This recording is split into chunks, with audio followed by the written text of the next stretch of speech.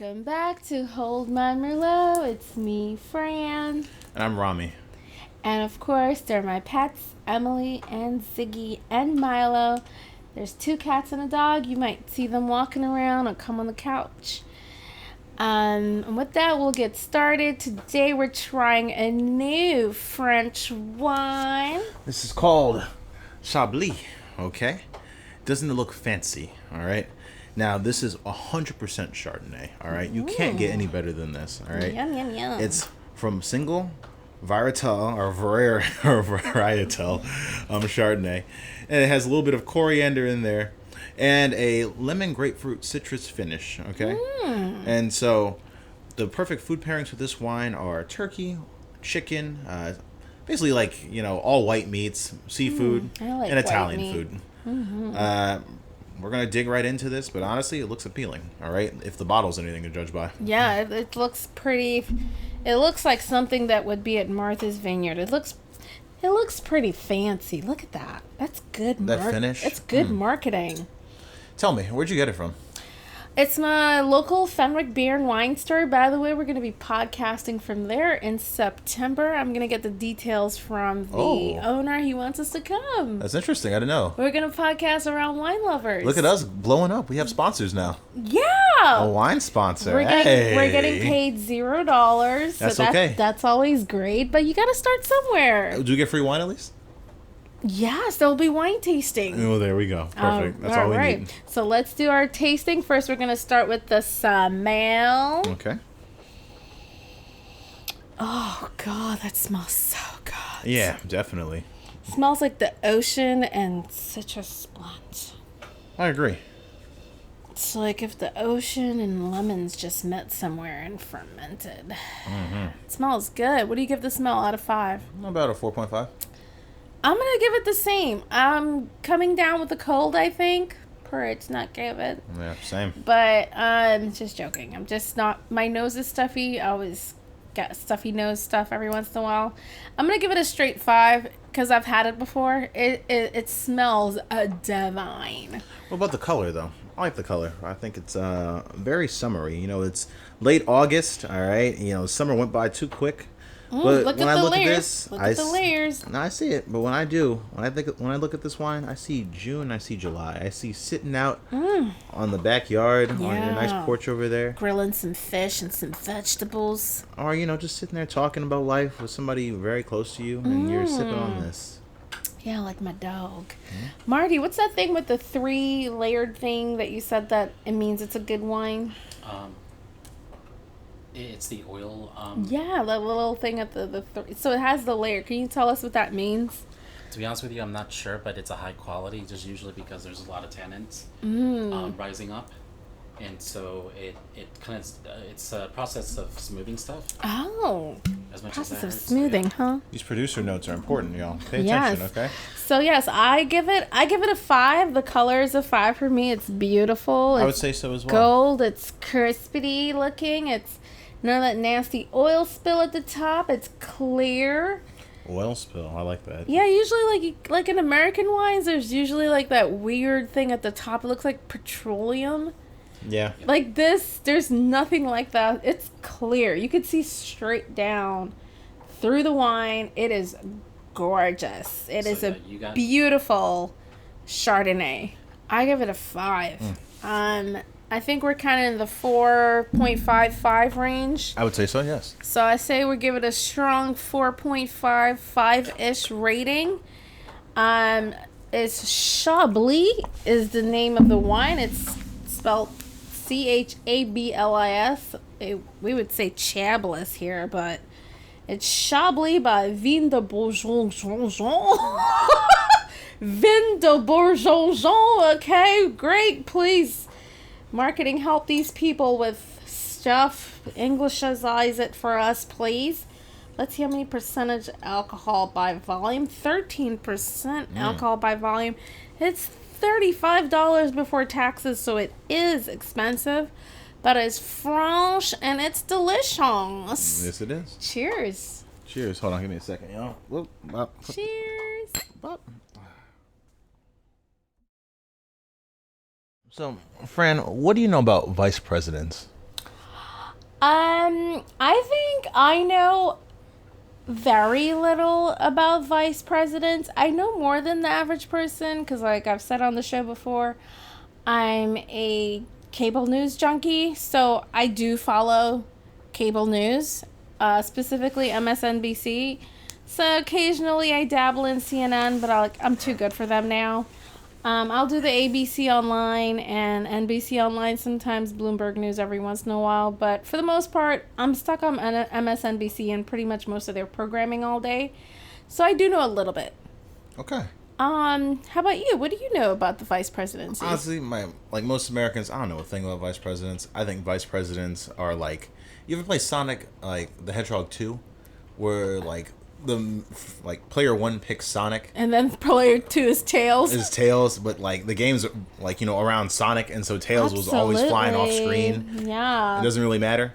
That's how I picture vice presidents. Every vice president is Tails. You know what I mean? I agree with you 100%. So with that, I'm going to play a video on what the president does, because what the president does affects what the vice president does. So this is what the president does. The United States Constitution spells out exactly what the president can do. There's actually not much there. Article 1, Section 7 says a president can sign a bill or wannabe law if they approve of it, or veto a bill if they don't like it. That said, Congress can override that veto with a 2/3 majority vote in both houses. Article 2 of the Constitution spells out the rest. It says the president is the commander-in-chief of the armed forces and all state militias that are called into service. It says the president can grant powers to officers. It says the president can appoint people to be in charge of executive departments, ambassadors, Supreme Court justices, and other top dogs, pending Senate approval. It says the president can recommend that Congress do stuff, and it says the president has to inform Congress of the State of the Union from time to time. It says the president can call either or both houses of Congress into special sessions. It says the president can make treaties, again,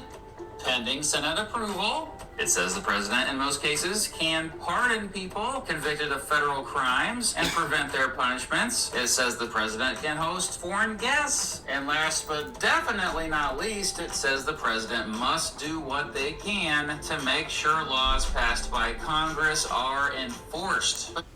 Okay, so that's pretty much what the president does. The president's part of the executive branch, the presidency is the executive branch.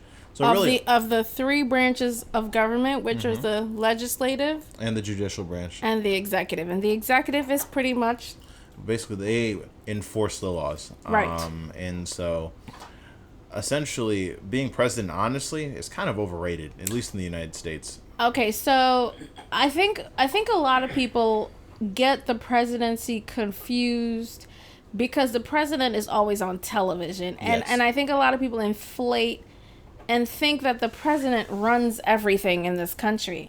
What the president does is he has what you call a bully pulpit.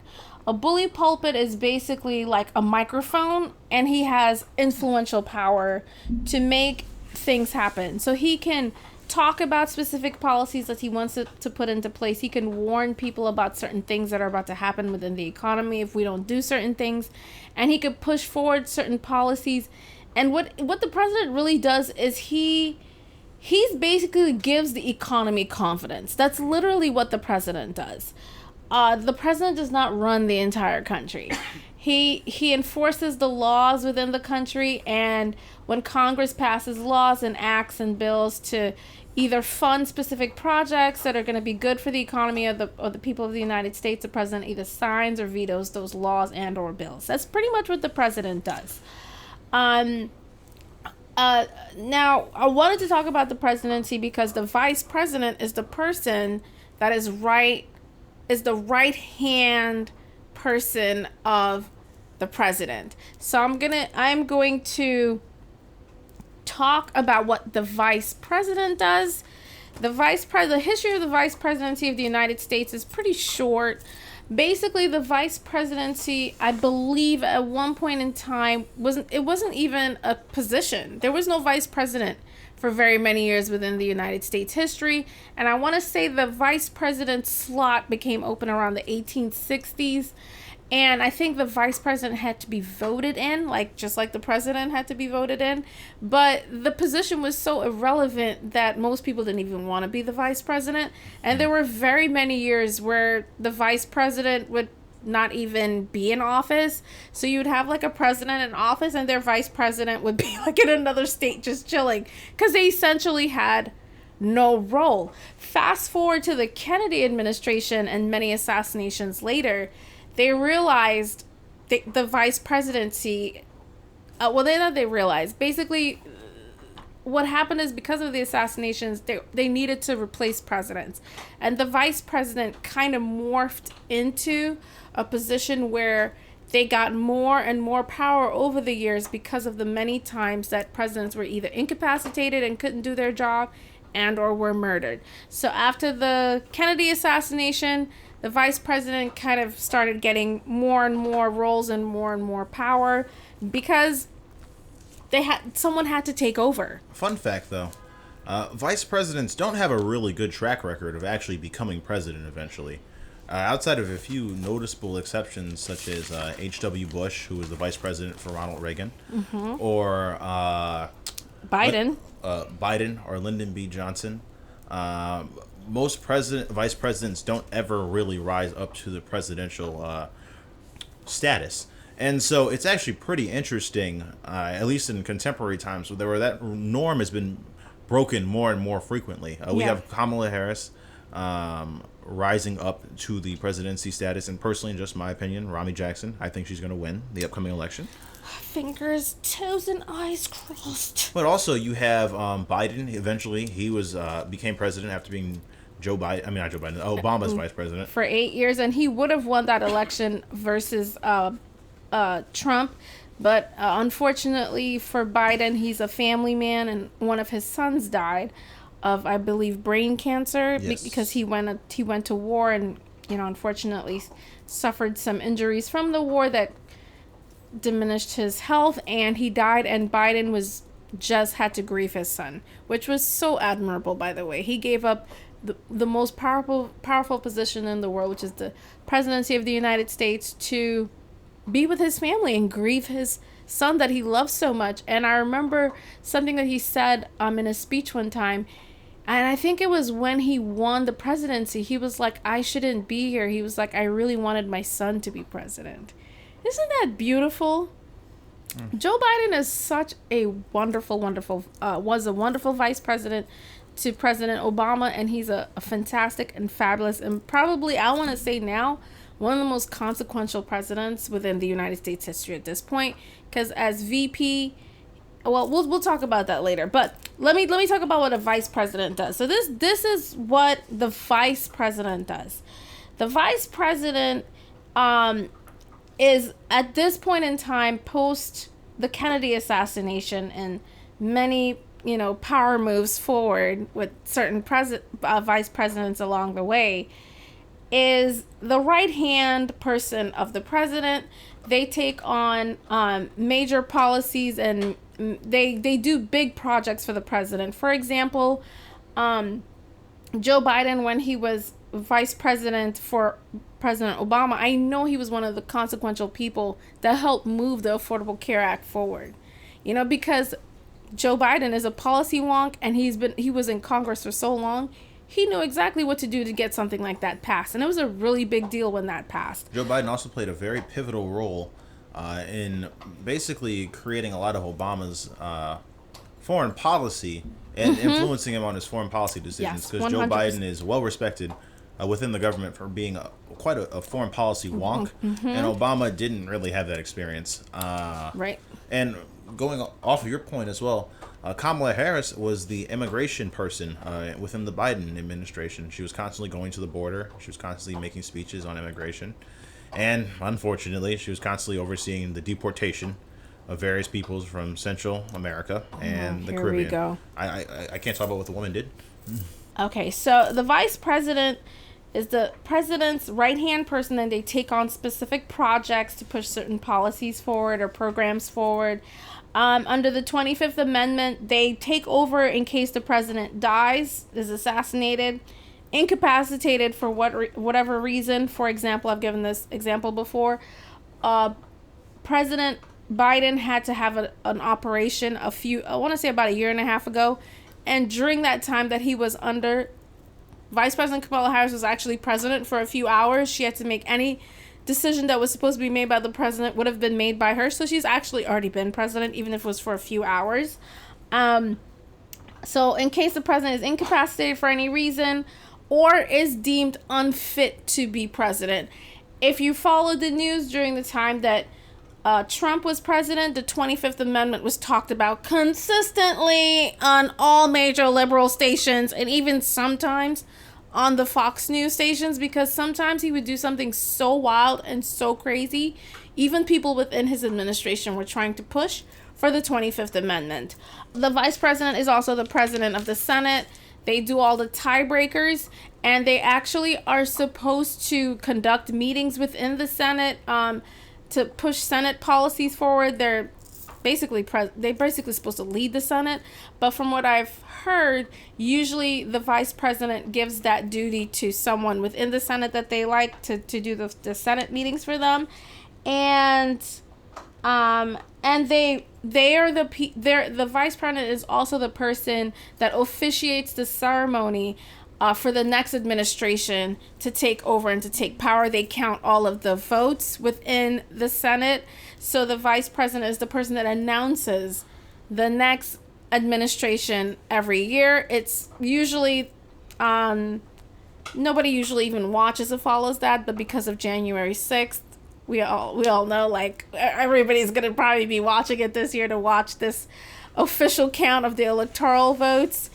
Because last time it didn't go too well, but and of course they're the top advisors to the president. So there have been very many consequential vice presidents in American history. I'm gonna go through some of them. Rami, which vice president do you think was most consequential? If I had to say, it's going a little far back, but if I had to say off the top of my head, Lyndon B. Johnson. He was president for longer than JFK was. He pushed through the Great Society, and he also continued the Vietnam War and expanded it, and that killed his presidency. But that's a whole different conversation. But I would say Lyndon B. Johnson was the most consequential presidents and vice presidents of the 20th century. Lyndon Johnson's time as vice president is largely recognized as successful, as he was instrumental in increasing the responsibilities ascribed to the post. Most Americans want a decent home and a decent neighborhood for all, and so do I. History books suggest Johnson's relationship with the Kennedy brothers was strained. Yes, it was. Basically, to keep him out of their way, the VP was named head of the President's Committee on Equal Employment Opportunities. It was here that Johnson established his legacy, as his work on the committee served as the foundation for his role in passing civil rights legislation as president. LBJ also convinced JFK to put a man on the moon, which also, importantly, came to fruition. Well, I think it's so fascinating. It will be more impressive to mankind. Number 3. Okay. I think it's fascinating because if you look at the two men, they were very different. Like, LBJ and the Kennedys didn't really get along that well. Yeah. LBJ was one of the, personally, in my opinion, one of the most effective senators and Senate majority leaders in American history. He knew how to build bills with just, like, very wide margins. He was constantly working across the aisle. He was hyper competent and hyper focused and just knew all the issues. And he was a great debater and whip too. I don't think he was the Senate whip, but he was able to whip people and whip up votes very well by just being effective, which makes sense because back in the day, being a senator was kind of seen as somewhat of a relaxed job. You didn't really do a lot, and a lot of senators kind of just took the job and then would get drunk in their offices and not really do shit. That's not good. Yeah, like, it's, and LBJ took it seriously, and as a result, he kind of reformed the government by doing that. Excuse me. And the Kennedys, on the other hand, the Kennedys were about being Kennedys. They like being politicians were cool. It was like cool to them because they were able to be like, oh, we're Kennedys. We're like, my brother's the Attorney General and I'm the President of the United States. Blah blah blah. But they weren't really public servants in that way. RFK became one later after JFK died. He became a much deeper and more serious person. But JFK was always, like, I hate to say it like this, he was always kind of an empty suit a little bit in a way. Like, wow. No, Lyndon B. Johnson, the man who grew up in abject poverty, and who knew how government could work and benefit people, he was just like, he was like, why am I taking orders from these people? These people are just unserious, like, wealthy fat cats from, like, the Northeast. Like, fuck them. Like, you know what I mean? Right. Okay, so with that, we're going to talk about I'm going to play some clips from some other consequential vice presidents. Because, like I said, the history of vice presidents is at first, they literally had no power. First of all, they didn't exist. Then when they became into existence, when the position came into existence, they didn't have a lot to do. Some of them weren't even really in, like, DC or in government. Like, they just got the job and just stayed out. A lot of people didn't even want the vice presidency because it was that boring of a job. There's literally nothing for them to do at first until about the 1960s, like I said, when they became like the de facto president pretty much when anything happened to the president. Okay, so let's see which one are we going to play here. Unlike many other vice presidential candidates, Al Gore didn't necessarily balance out running mate Bill Clinton. He more or less mirrored him. It worked to great effect, however, as the country became enamored with their work as a cohesive, dynamic duo. Still, on his own, Vice President Gore established himself as a leader concerned with the environment and technology. Many commend his emphasis on technology as an integral part of the dot-com boom and the ensuing success of the U.S. economy. And of course, one cannot understate Gore's contribution to global environmental awareness, his role in heightening awareness and establishing active initiatives to reverse climate change. Okay, so Al Gore was President Clinton's vice president. I think he was an effective but low-key vice president. I don't think he was... What do you think about Al Gore? Al Gore was very forward-thinking. He spearheaded the charge on climate change, as the video said. He sure did. And a lot of environmental measures as well. He saw the value in just like digital technologies, in the internet, and he helped build up Silicon Valley. At least I can't speak exactly to like major things that he did, but I just know that he was a fan and he like helped create and push like policies and like infrastructure through that helped grow a lot of these tech companies out west. Yes. And if you know anything about the dot-com boom back in the 90s, when Yahoo and what was it, Ask Jeeves and Hotmail, and there were so many search engines at first. I know now everybody goes to Google for pretty much everything, but back in the 90s there were like almost like 5 to 10 major search engines that you could go onto to find information when the internet was first like a thing. The whole concept of like www, which is basically the World Wide Web a specific name .com, which is basically .commercial. When that concept came out, like it was a big deal. It was a pretty big shift in the way we do business and the way we communicate, right? And the way we do anything now. Like, you don't even have to do anything now. You can literally go online and order your food, order your books, order your clothes. You don't have to go anywhere to do anything anymore. Pretty much thanks to the Clinton administration and Al Gore, because he invented the internet. Uh-huh.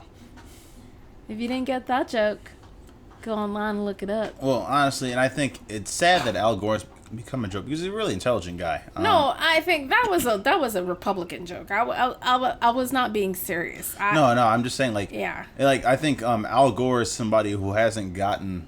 I think he's very much defined by losing the 2000 election. You mean winning? You mean winning and then losing? Now the fix was in. But I think Al Gore is somebody who history will look fondly on. 100% it will look fondly on him. Oh, yeah. Because he really was this forward-thinking person who Yes. saw a lot of the just issues that define our current, like, contemporary lives in modern America 30 years ago. It's just that he was ahead of his time. People didn't take him seriously. Yeah, Al Gore, I think the thing with Al Gore is okay, so number one, he's very attractive. He's a very good-looking guy. Number two, he's very, very smart. All right, he's kind of nerdy, kind of geeky guy. And I'm one of these people that just thinks that Americans in general do not like people that know too much. We're not of the type of society that really looks highly on. I think a lot of people are just jealous of him. The thing that literally, like, the news kept talking about during that election with Bush, because Bush was the opposing team's, like, nomination. It was George Bush and Dick Cheney. They complained that Al Gore rolled his eyes too much during one of the debates. And it's like, yes, of course, because George Bush was, like, literally, giving stupid answers. Like, the guy just wasn't that smart. And Al Gore got really frustrated because I think he couldn't believe that he had to actually debate this moronic character. And it's not to say that George Bush is, like, stupid on a scale of 1 to 10, like he's a 10 on the stupid scale. But, like, he was not the brightest and best of the Republican Party had to offer. He was just George W. Bush's son. And that's all it was. He came from this rich Republican established party family, you know. He majored in cocaine in college.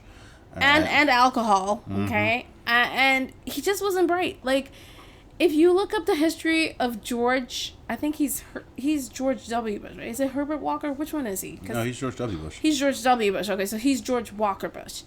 So George Bush 2, as I say in some of the episodes, he was one of these presidents where if you look up his history, he pretty much tanked anything he touched. He was not very good or studious. He was not a good businessman. This guy did not deserve the presidency. And when he got it, 8 years later, the entire world economy crashed. Okay, the reason why we never got John McCain and Sarah Palin is because the Republicans tanked through George Bush and all his policies for 8 years. They tanked not just the American economy, they tanked the world economy. And with George Bush, he had one of the most consequential vice presidents. Does anybody remember Dick Cheney? That vampire? That weirdo who's had like 10,000 freaking heart attacks and just refuses to die? Didn't he kill a guy?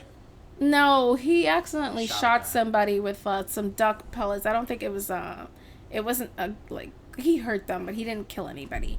They did die after he shot them, so it sounds like he killed them. Are you sure? You need to Google that. I think he hurt them. I don't remember him dying. The guy died. He did not die. Did he die, Marty? He died. Not then and there, but probably because of complications later down the road. But Yes, he died. Somebody Google it, because I don't remember the person Well, dying. he I remember didn't die. that he shot them in the face or that's something. exactly what happened. He was shot in the face. He didn't die then and there, but he probably died like years later due to complications. Oh my god. Okay, so anyway, we're going to play a video on Dick Cheney. Dick Cheney is basically one of the vice presidents that had a lot of power grabs. And I believe he changed the office of the vice president forever because it showed that the vice president can basically kind of just take over. This is Dick Cheney. Some would argue that Dick Cheney was the real brains behind the second Bush administration. Oh A few boy. weeks ago, Dick Cheney says he thinks I'm the worst president of his lifetime. Which is interesting because I think Dick Cheney is the worst president of my lifetime. And the reason why Obama made that joke is because it seemed like after a while, I think people were just like, hey, like, who's president here? Is it George Bush or is it Dick Cheney? I'm going to continue the clip. Whether or not that's true is debatable, but what isn't is the fact that the 46th Vice President of the United States was a key player in the White House from 2001 to 2009, bringing with him the foreign policy expertise W lacked. In the immediate aftermath of 9/11, Cheney spearheaded the anti-terrorism movement by asserting that Iraq had WMDs, claiming links between al-Qaeda and Saddam Hussein, seeing to the use of purported, quote, enhanced interrogation techniques, and by coordinating the war on terror. The Iranians have been very active over the years pursuing the title they bear as the world's worst state sponsor of terror. And wow, his voice sounds like he smoked a pack of cigarettes every day and then ate a rock right after. Perhaps You know what his I mean? greatest accomplishment was balancing the anti-intellectual accusations. Dick Cheney was, I believe he was basically the president of the United States for the 8 years that George Bush was president. George Bush was Trump-like. He wasn't quite Trump, but I remember when the media basically started saying, like, when is George Bush ever in office? He's always in his farm in Texas. He's not at the White House. He's not running anything. Dick Cheney was there behind the scenes pretty much doing all the work. That's what it kind of looked like after a while. So a lot of people argue that, is it the 43rd president of the United States, which was George Bush, was actually probably Dick Cheney.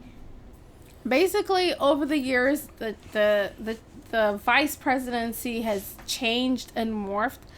The vice presidents from the time of Kennedy's assassinations have gotten more and more powerful. The vice president now, their role is, it's not so much that it's in front of the cameras, so we don't really see the vice president. We hardly ever really see the vice president or know what they're actually doing, but they might fill in somewhere sometimes, like if there's an important day, like let's say maybe there's an MLK day, or I'm trying to think of what other day, Memorial Day or something like that, and maybe the president has something else to do that's more important, maybe a world leader's in town, the vice president might fill in for them, but typically you don't really see the vice president. And then in many cases, the vice president's also the unofficial chief foreign policy person, in the sense that, like, or chief diplomat.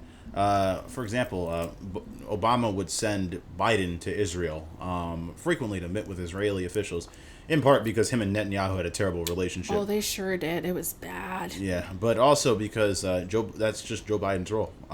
So he would policy wonk. Yeah, like you said, foreign policy wonk. Or Kamala Harris. Kamala Harris would go to Latin American and Central American countries and represent the U.S. when they wanted to discuss issues such as migration, security, things like that. Yikes. Okay, so I'm going to play a clip of what Joe Biden did while Joe Biden was vice president to President Obama.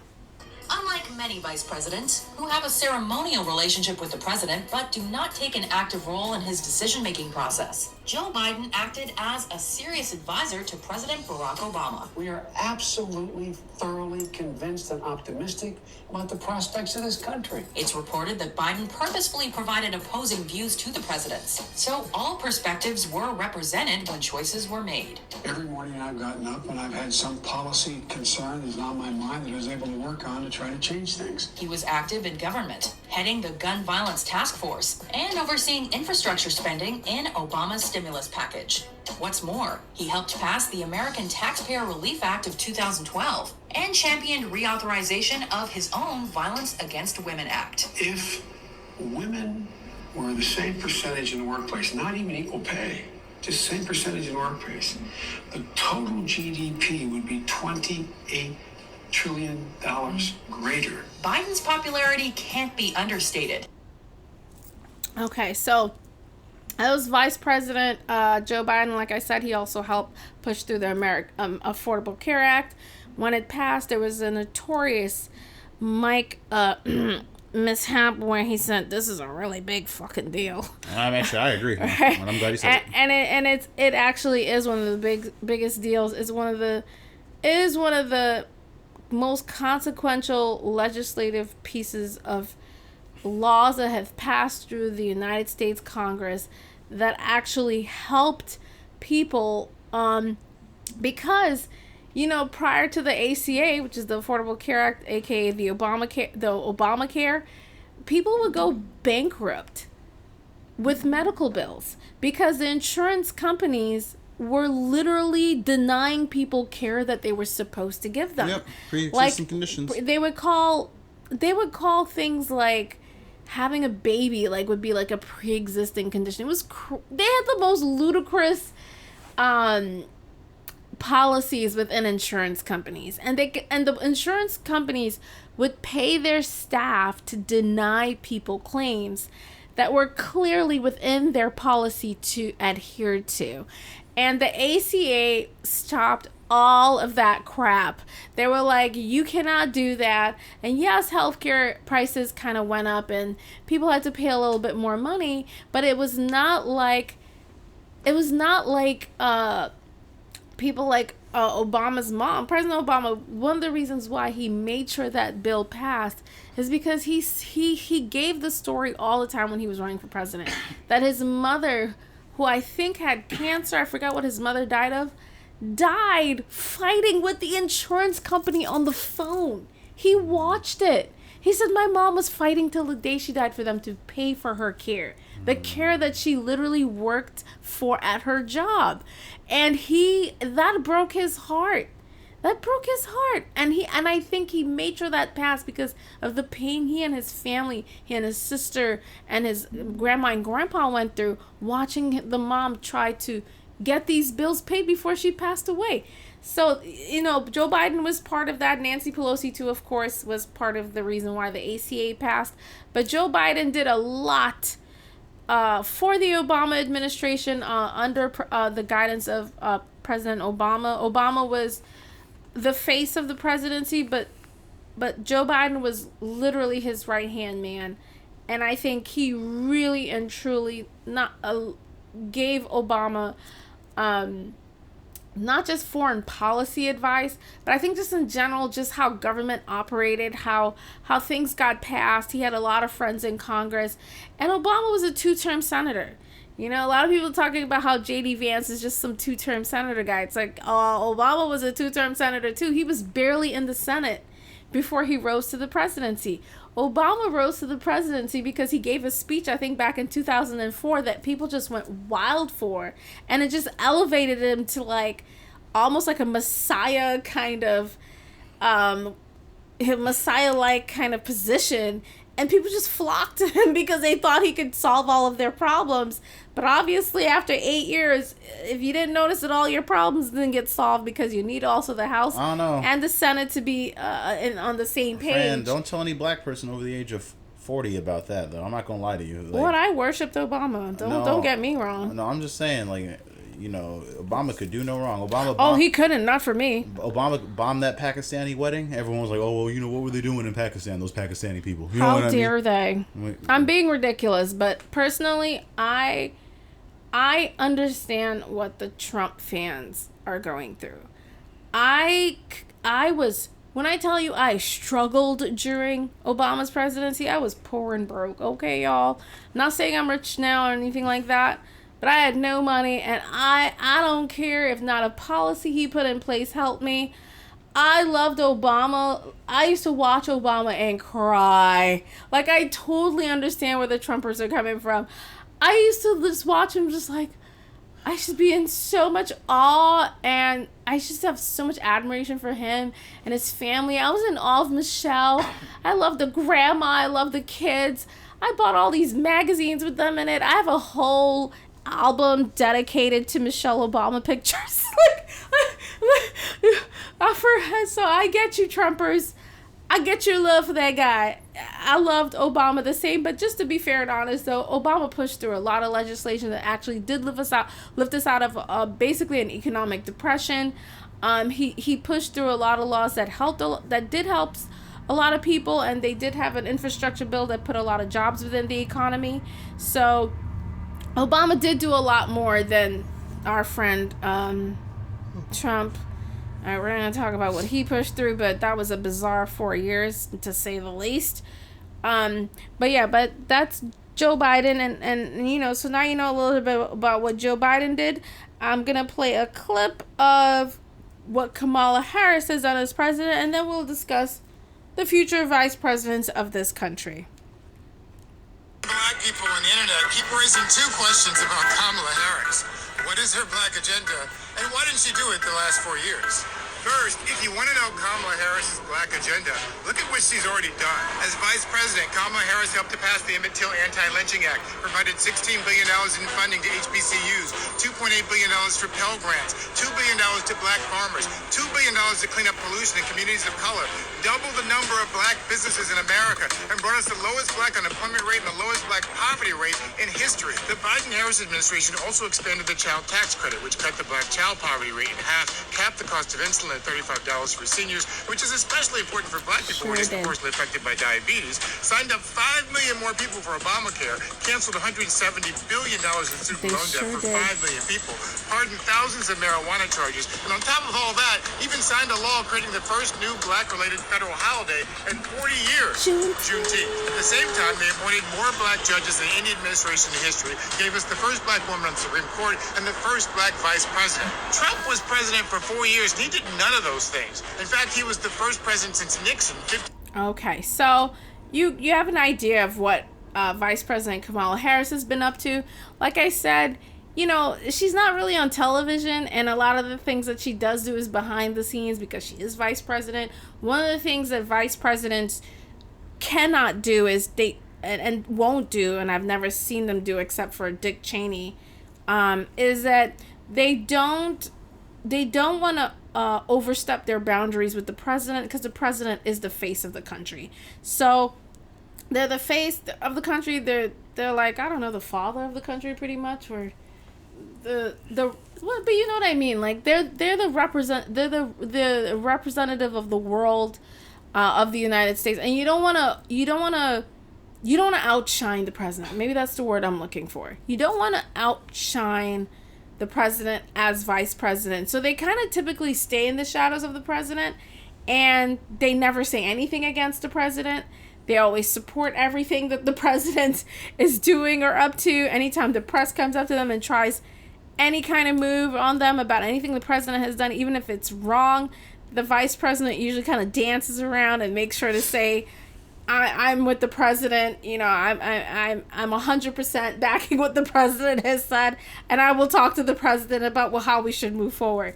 They never say anything bad about the president. And Vice President Kamala Harris famously said, when the press and pretty much every representative within the Democratic Party was pretty much calling for President Joe Biden to step down and not run for the presidency, she said, I am happy and proud to be the running mate of President Joe Biden. And she got into her SUV and that door slammed and she ran out of that conversation.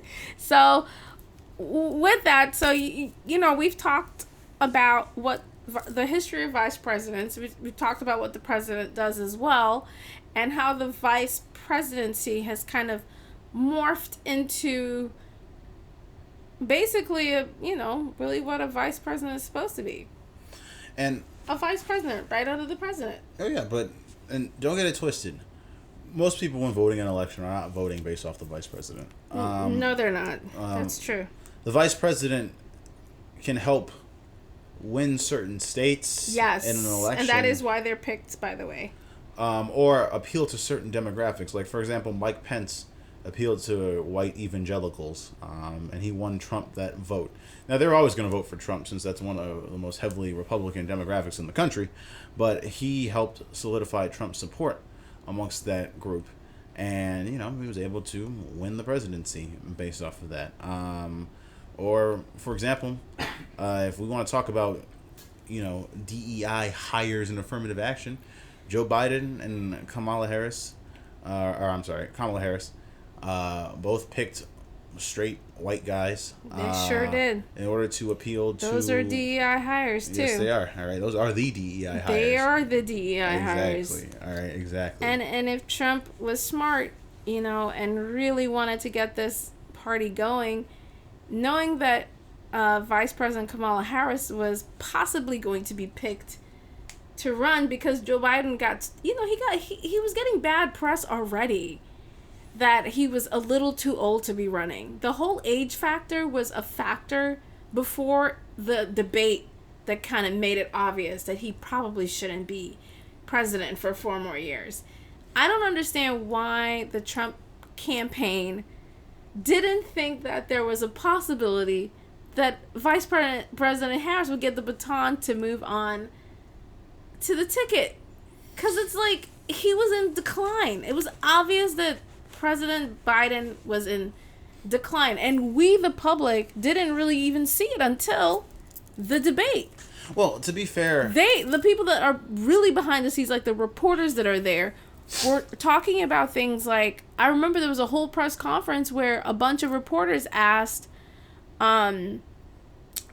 Karine Jean-Pierre, who's the secretary of the press, they kept asking her, like, there have been visits of a doctor who's coming in who's a Parkinson's expert. Does the president have Parkinson's?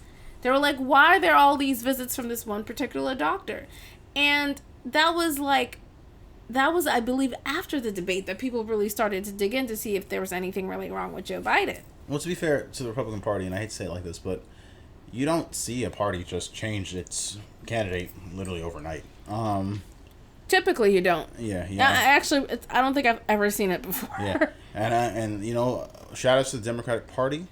They were able to. Woo, woo, woo. We sure did change real quick. Hoping change is back. No, seriously, they were able to rally get behind Kamala within 2 days and give her a lot of money. Oh yeah, which is just what you need to win the campaign. And we've taken off since then, and she's ahead in the polls by on average 4 points. Praise Jesus.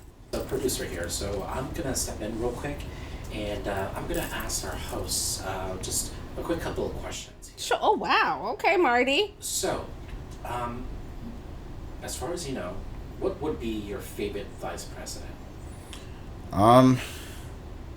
For me, probably Lyndon B. Johnson. He was just so impactful. He really changed the role of the vice presidency, and also he was Mr. Civil Rights. JFK had waffled back and forth on civil rights. Things didn't really get off the ground until Lyndon B. Johnson got into office, and he just got so much done, and he really valued being a public servant in a way that the Kennedys really didn't. I mean, maybe RFK did, but it wasn't until later in life. But yeah, I would say him. I would say Al Gore, only because Al Gore appeared on television more than most Democratic vice presidents have appeared on television. It was the first time I really kind of experienced maybe a liberal vice president, because before him there was Dan Quayle under the Bush administration, who was kind of deemed an idiot and not seen as very bright. There's a famous... My mom said that in the 80s the joke would be is HW okay? You know what I mean? They would worry about that because then Dan Quayle would take power. Oh my gosh. Seriously. For real. So basically Dan Quayle, there's a video out of him, you can go on YouTube and look it up, where doesn't he misspell a word? Yeah, he was in a classroom with basically 5th graders. It was elementary school kids, and the one kid wrote the word potato on the board, and Dan Quayle, after looking at it, it was spelled perfectly right, went to the board and said, "Oh, you missed a letter," and he put an E at the end, and it was it made headline news for months. It was so bad. The press went in on Dan Quayle so badly. He was basically known as kind of a ditzy vice president, but after him there was Al Gore, who was very smart. He always, like I said, he was kind of nerdy, and didn't overshadow or overstep his boundaries or outshine Bill Clinton, who was the folksy, handsome, very charming president of the United States. Slick Willie. He was a very charming president and very popular president, by the way. And I will say this again, because nobody ever talks about this. Bill Clinton, if we had continued on the trajectory of the Bill Clinton plans and policies in place, the United States would have had no debt in 2020. So if Al Gore had become president, the United States would have made even more money. But what happened is After Bill Clinton balanced the budget and actually made money for our economy, he had a surplus. And when George Bush came in, Bush 2, I don't know how many billions of dollars the United States had actually made. For the first time, the U.S. economy actually made money. And he had it set so that we would pay off all our debt by 2020. But where are we in 2026? How many trillions of dollars in debt are we in? Well, you know what? Honestly, Fran, After how many wars the Bush administration started and tanked the economy, George Bush took a viable, smooth-running, well-oiled machine run by the Democrats with a surplus and literally tanked the economy, wasted all of our fucking gains on 2 wars that were basically not warranted. At least the Iraq War was definitely not warranted. And killed our fucking economy. Well, you know what? And honestly, we've never come back from that, by the way. Thank you, George Bush. Honestly, Fran, I'm going to push back a little bit. The debt does not matter. That is a Republican talking point. All right? Republicans get into office and they say all the time that they don't give no fucks about no debt. All right? They piss away money on the military and everything. Worrying about the debt is a Republican trick that makes Democrats spend less money on helping people, okay? Democrats should not give 2 fucks about their debt, all right? Seriously. Democrats should piss away money, too, just to invest in infrastructure and to helping people. I agree with you, and I've said it before, too, that, I don't think that is even real. What is your opinion on Gerald Ford? Gerald Ford was inconsequential. He just pardoned Nixon. I respect Gerald Ford because he was self-aware enough to know that he actually wasn't doing shit other than pardoning Nixon. Let me see if I have any videos. He wasn't particularly popular. No videos. Let me see if I have any. If I remember from AP U.S. history, Gerald Ford wasn't particularly popular, and everyone, including himself, knew that his presidency was kind of a waste of time. I don't think I have anything on Gerald Ford. So one of the reasons why I bring up Gerald Ford is because he's a couple of things, especially when it comes to the vice presidency. One, he wasn't even supposed to be vice president. The only reason why he became vice president because of the scandal from the previous vice president. Yeah, Spiro Agnew, who was corrupt and stupid. Like, one of the dumbest people to ever be vice president. Wow, Maryland. Oh my god. He was from Maryland? Yeah, he was the former governor from Maryland. We like him. Anti-black is all get out, stupid, and also just corrupt. Wow. He was really one of the worst people. Okay. So the reason why I bring up Gerald Ford is because, as you said, he's one of the most inconsequential presidents of all time. He's also one of the most inconsequential vice presidents of all time, just because of the fact that he stepped in into a position that he was not elected to, nor did he win the presidency after that point either. He made a lot of gaffes, and he's one of those I see you and then I don't sort of people where they blink into existence and they disappear. Mm-hmm. Good for him. But yeah, just wanted to get your opinion. And last and final question. So, now that we're running a very interesting run right now. We're running. Yeah, to think a lot of things have Tim changed. Walz and J.D. Vance. Mm-hmm. Let's start off with you, Rami, about your opinion on them. I think Tim Walz is the best pick. He is best DEI VP pick ever. Yes, he is an olive branch to the left wing of the party. Tim Walz was a very popular governor of Minnesota. He pushed through a lot of progressive policies. And unlike a lot of other Democrats who will get power and then not use it at all because they're afraid of making Republicans mad, Tim Walz used the very smallest majority in Minnesota's state I'm blanking on the words. State, House and state government, state legislature. Sorry. He used the very smallest, most minuscule state legislature majority to push through very transformative, large progressive policy, such as a policy that feeds every child in schools. Ooh. Only the modern Republican Party complains about feeding children. All right, they pissed and moaned the entire time this was being passed. Of course they did. Tim Walz. Also, I feel he's a natural campaigner. Yes, he is. He's very charismatic. Very down to earth. Much like Obama, just like a very natural campaign. And Clinton too. Just like two guys who are just good at campaigning. They obviously like people. They obviously like being on the campaign trail. Mm-hmm. They're very personable. And they don't have that robotic awkwardness to them that a lot of politicians tend to have because they feel like they have to be on, but them being on is not them being themselves. Yeah. Tim Walz is like Obama, like Bill Clinton, where when he's on, he's just being himself. And people like that. Right, and I'll give a brief history of Tim Walz. Tim Walz is from the Midwest. I forgot which Minnesota. He's from. He's born and raised in Minnesota. He was born, I believe, in Kansas. Okay. And then moved to Minnesota. And Tim Walz basically lived pretty much a regular Midwestern life. He's married. He has 2 kids. He was in the National Guard for 24 years. 24 years. He was a teacher. And a coach. And a union member. And a union leader. Right. And he went into government.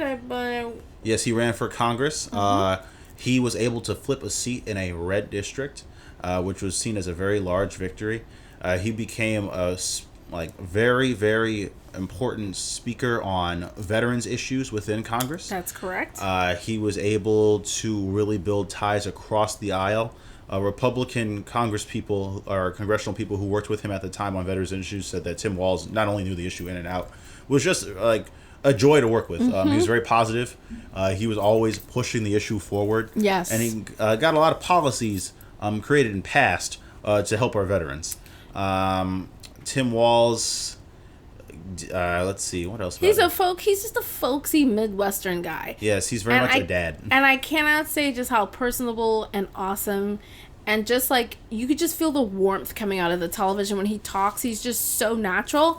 And and if you Google Tim Walz, by the way, you could just see like his smile is just so genuine. He's just such a happy guy. I Googled Tim Walz in pictures because I wanted to kind of compare and contrast him to J.D. Vance, because I know that's what the next question is going to be.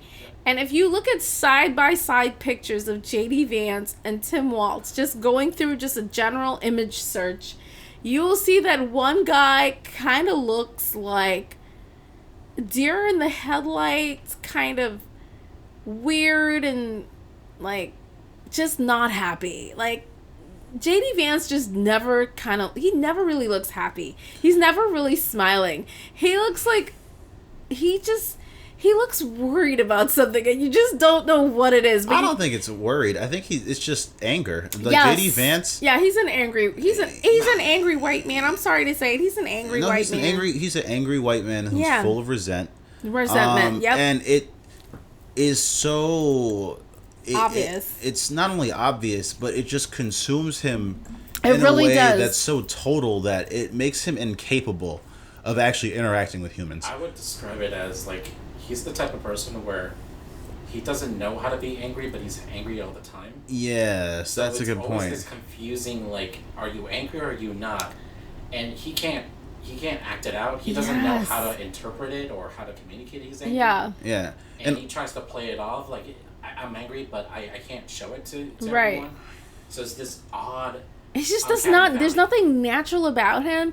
And the other thing like I get from him like a lot when I listen to a lot of the things that he says, and just to be fair and honest, I watch liberal media. They don't show anything good about him. So maybe there are some good videos about him. I don't think there's a lot of good things about him in like conservative media either. Like one, it's a Trump cult. But true, I don't hear no Republicans banging down the door saying J.D. Vance is our guy. Oh yeah, we fuck with J.D. Vance. Oh man, J.D. Vance. Yeah, bro, I want to see more of that J.D. Vance.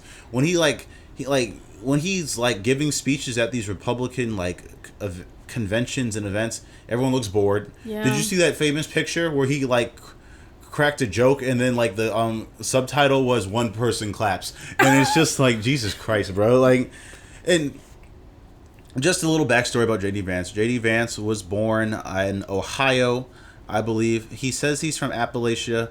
That's not true. He was born in Ohio. However, he did grow up with his grandmother. I think in Kentucky. Who did live in Appalachia. No, don't get me wrong. J.D. Vance did have somewhat of a rough life growing up. Yes. His mother was on drugs, and I say that with love. I'm not trying to insult. Yeah, we're not insulting anyone. And our heart goes out to, people who are like J.D. Vance, and our heart goes out to J.D. Vance too. Go ahead. No, it's not a good way to grow up. Yeah, he didn't have a stable home. Nope, his mother had men coming in and out of the home, and he would try to build relationships with these men, but they just weren't interested in being his dad. And so J.D. Vance didn't really have much of a father figure growing up. And again, no, he did not. Yeah, I'm not trying to insult him. This is all things he wrote about in his book. He sure did. J.D. Vance was able to then go on after this and join the Marine Corps. Yep. After I think that, he was in there for 4 years. Yes, he worked in essentially Army journalism. He was basically producing content for the military. Yep. He then went to Yale, where he met his wife. Then he worked in venture capital in San Francisco for about 4 years, I believe. And basically became a tech bro overnight. Yes. And then he wrote Hillbilly Elegy, which... Because his friends were writing books. So a couple of J.D. Vance's friends in Yale wrote books, and it gave him an idea to write a book about his life. That's why he wrote Hillbilly Elegy, probably by accident, because his friends were doing it. And it just was a hit. Netflix bought it. There's a whole movie. You don't even have to read the book. I bought it because I have intentions of reading it. But it essentially says what Rami said. J.D. Vance had a mom who married 3 times, okay? J.D. Vance's original name, I think is James David Vance. No, James Don... Okay, so his father's name, I think, is James Donald Vance. Don't quote me. So his original name is James Donald Vance. His mother married somebody else, and his name changed to James David, can you Google J.D. Vance? His name changed 2 times, okay? So it went from James David, God damn it. That's okay. No, hold on. Because to me it's very important, because when you change a child's name, like their actual name, I think it affects you mentally. All right, so let me just look up J.D. Vance and his Wikipedia. All right, let me show you how many times his name. Okay, he was James David Vance. He was James Donald Bowman, and he was also James David Hamill. He's had so many name changes within his life. He's eventually is James David Vance, and Vance is his actual, I think it's his grandparents' last name, but his name has changed 3 times. So he changed his name to, he had his father's name at first, then he got one of his stepdad's name, and then they changed the middle name, and then he became Vance after maybe right before he graduated from university. He changed his name to his grandparents' name. I think one of the things that goes on with J.D. Vance is he suffers from an identity crisis. Yep. And one of the identity crises that J.D. Vance has is he has imposter syndrome. He doesn't know where he really fits in. And then when you think about it, he's gone from 0 to 100 by 40. He's from Appalachia, as he claims, right? And he's from Kentucky and Ohio, as he claims. He's also a tech bro, so he's hanging around like millionaires and billionaires. And now he's basically maybe vice president of the United States behind a psycho who's probably going to be kicked out through the 25th Amendment the second time and might become president of the United States. These are actually things that may happen. And I think for someone like that who comes from abject poverty and within 40 years of their life may become one of the most powerful people, if not the most powerful person in the world, trips your mind. Every time I look at J.D. Vance, I'm like, there's definitely anger, there's imposter syndrome, but there's also a lot of arrogance because he's done so much within his lifetime. And I think he looks at people and he's the type of person that looks at people and goes, well, why can't you do it? I did it, you know? And I mean, because honestly, Hillbilly Elegy, it just trashes poor white people in Appalachia. That's all he does. Appalachia. Sorry. Yeah, that's all he does. All he does is trash those people. He says they're dumb. They're on drugs. They make excuses. And they're lazy. They're lazy. And they blame other people, like black people, in the government for their problems. Right. I'm gonna read an excerpt from his book. He says, if you believe that hard work pays off, then you work hard. If you think it's hard to get ahead, even when you try, then Why try at all? Similarly, when people do fail, this mindset allows them to look outward. I once ran into an old acquaintance at a middle town bar who told me that he had recently quit his job because he was sick of waking up early. I later saw him complaining on Facebook about the Obama economy and how it had affected his life.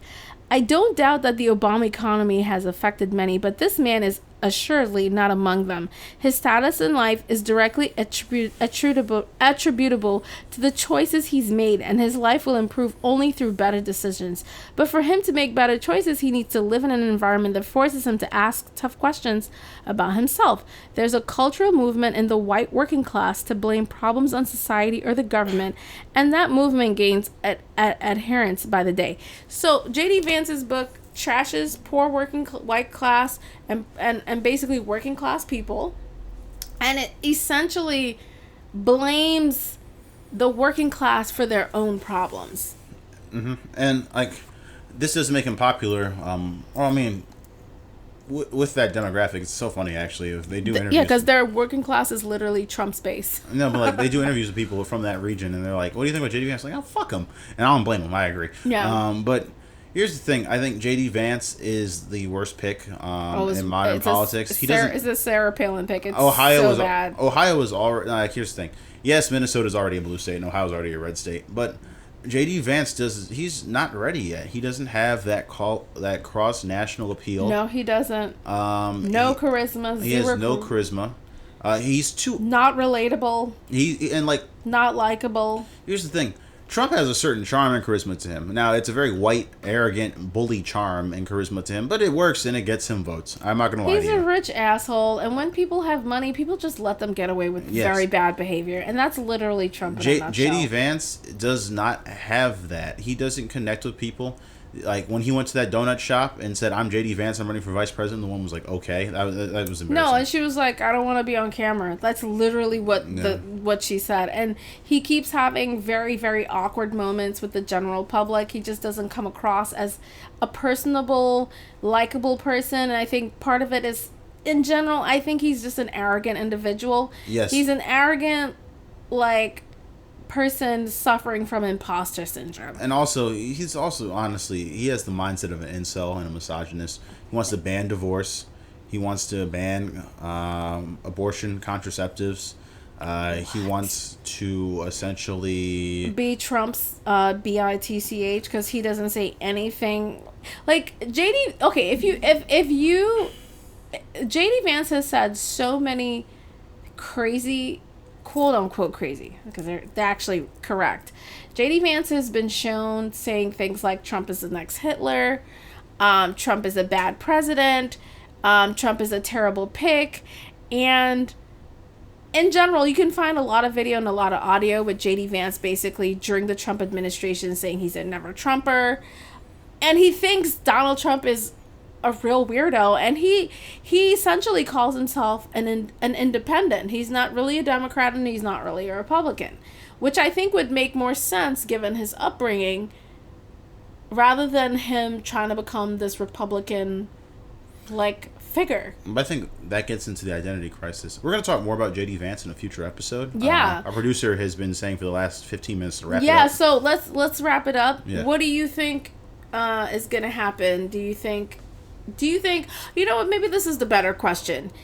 Let's say Donald Trump has something happen to him, like a heart attack, because let's just be real, the guy's gigantic, he's terrible health issues, he's very overweight, definitely has a lot of health problems that he probably doesn't want to say anything. If anything were to happen to Trump, let's say he became president again, would you be confident in a President J.D. Vance? Absolutely not, no. Okay, and then with Tim Walz, let's say, God forbid, something happened to Kamala Harris, would you be confident in a President Tim Walz? It would be nice, but Tim Walz has said on camera that he would rather eat glass than go back to Washington unless he was called. I don't think Tim Walz has any interest in being president. I think that's actually one of the reasons why Kamala picked him. Because Josh Shapiro, who was the other guy that she could have picked, Josh Shapiro came off to the Kamala Harris team as somebody who was, one, arrogant, but two, very focused on being president and upstaging Kamala. Too focused. Yeah. And he probably could run in 2028 he's very smart in and a good 8 speaker. years.